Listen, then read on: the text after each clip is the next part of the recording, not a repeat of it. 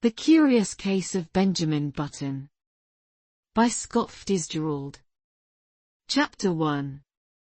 Our story starts in the summer of 1860, in the busy city of Baltimore. At that time, babies were usually born at home, not in hospitals. But young Mr. and Mrs. Roger Batton had different ideas. They wanted their first baby to arrive in a hospital. Was this one of the reasons for the astonishing history that I am going to tell you? I shall tell you what occurred. Then you can decide. The Roger Battons held an enviable position, both social and financial. They knew every good family in town, and everyone knew them. This was their first baby, so Mr. Batton was naturally nervous. He was hoping for a boy so he could send him to Yale College in Connecticut. Mr. Roger Batton was a student at Yale when he was a young man. Of course, he wanted his son to follow him there. The great day arrived. Mr. Batton hurried to the hospital one morning in September for news of his wife and baby.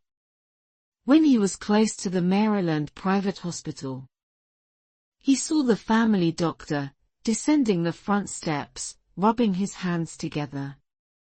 He ran toward the doctor with much less dignity than was expected from a Southern gentleman. "Dr. Keene," he called. "Oh, Dr. Keene." The doctor heard him, and turned around. He saw Mr. Batton, and a curious look came over his face. "What happened?" asked Mr. Batton. "How was it? How is she?" "A boy." "Talk sense," said the doctor, a little angrily. "Is the child born?" asked Mr. Batton. Dr. Keene didn't answer immediately. "Yes," he said slowly. "A strange birth. Is my wife all right?" "Yes." "Is it a boy or a girl?" "Go and see," replied Dr. Keene. He still seemed strangely angry. "Terrible. What's the matter? Is there a problem with the baby?" asked Mr. Batton. "Go and see them," Dr. Keene frowned. "And then get yourself another doctor. I brought you into the world, young man, and I've looked after your family for 40 years, but I'm through with you. I don't want to see you or any of your relatives ever again. Goodbye." And without another word, he turned and walked away. Mr. Batton stood there on the sidewalk, stupefied and trembling from head to foot. What horrible mishap had occurred, he thought. Now, he didn't want to go into the hospital. But he walked slowly up the steps and through the entrance door. A nurse was sitting behind a desk. "Good morning," she said, smiling. "Good morning. I am Mr. Roger Batton." A look of fear came over the girl's face. She stood up, clearly planning to run away. Then she calmed herself and sat down again. "I want to see my child," said Mr. Batton. "Oh, of course," she cried hysterically. "Upstairs." "Upstairs. Go, up." She pointed to the stairs and Mr. Batton turned falteringly, and began to mount to the second floor. He went upstairs and found another nurse. There was a large metal bowl in her hands. "I'm Mr. Batton," he began. "I want to see my clank."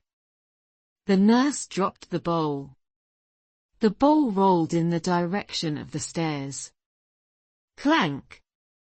Clank! It fell down the stairs. "I want to see my child," Mr. Batton shouted. "All right, Mr. Batton," she agreed in a hushed voice. "All right." But if you knew what a state it's put us all in this morning.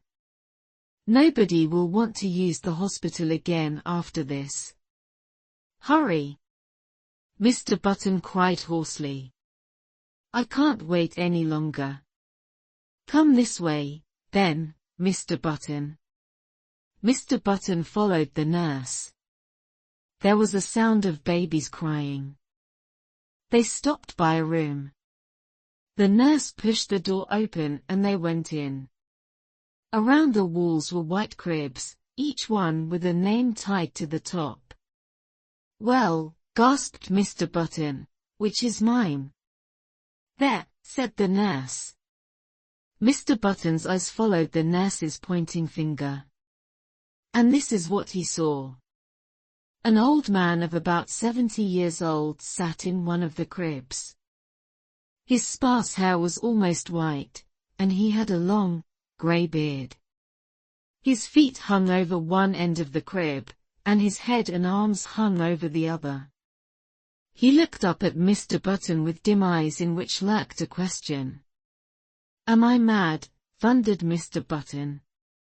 Is this some ghastly joke? It doesn't seem like a joke to us, said the nurse angrily. And I don't know if you're crazy or not.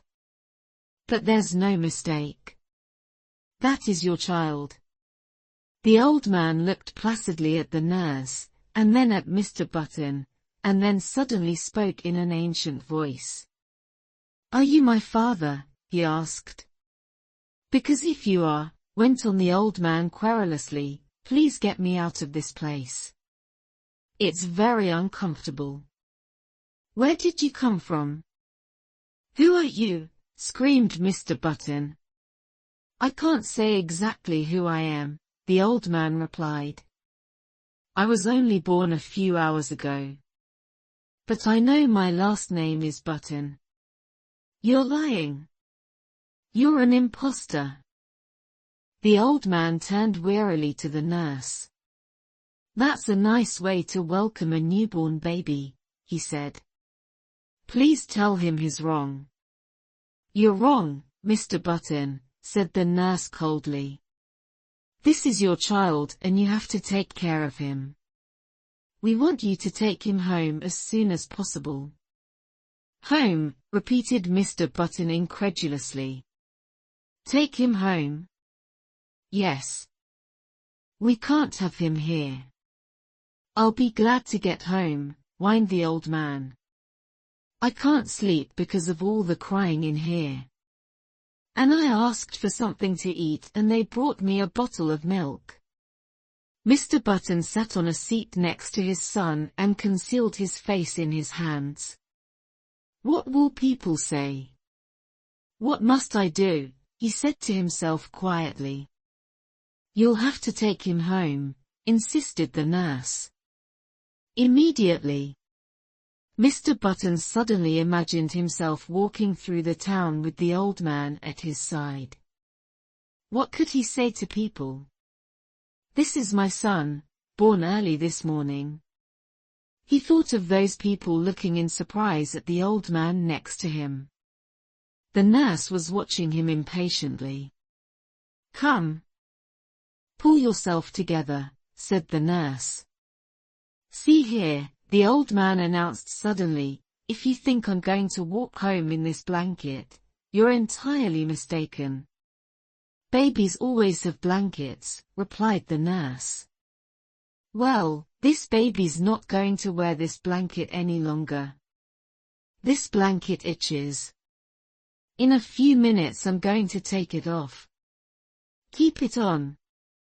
Keep it on, said Mr. Batton, hurriedly. He turned to the nurse. What shall I do? Go downtown and buy your son some clothes, the nurse told him.